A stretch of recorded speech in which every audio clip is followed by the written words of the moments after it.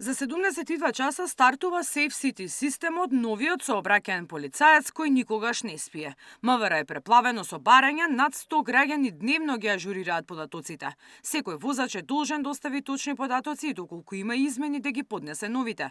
Потребни се валидна имейл адреса и телефонски број од возачот.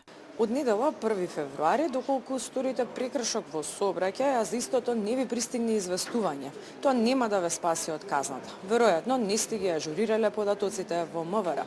Возачите кои не го сториле тоа, може да го направат овде на шалтерот на МВР Безбеден град во зградата на МРТВ, по електронски пат или во станиците за технички преглед.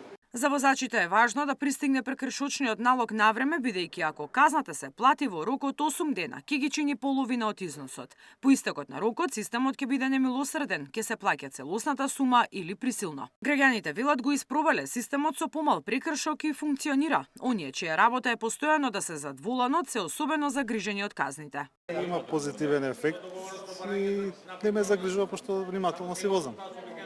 Зашто ви стигна? Што го испробавте? Го испробав за брзина. Дозволено беше 50, јас поминав со 53.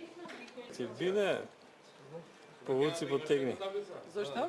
Па така, ти има несакани, како да кажам, несакани пенали, плаќање казни. Последните денови беа искористени за финално пеглање на софтверот. Се тестираше сео, точната брзина на движење, па се до валидноста на секоја регистарска табличка во реално време.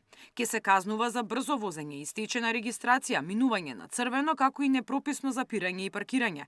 Цената на казните се движи од 15 па се до 500 евра. Министерот за внатрешни работи најави и полициски возила пресретнувачи, опремени со мобилни камери кои ќе патролираат низ цела држава. Мирјана Давидовска, Сител телевизија.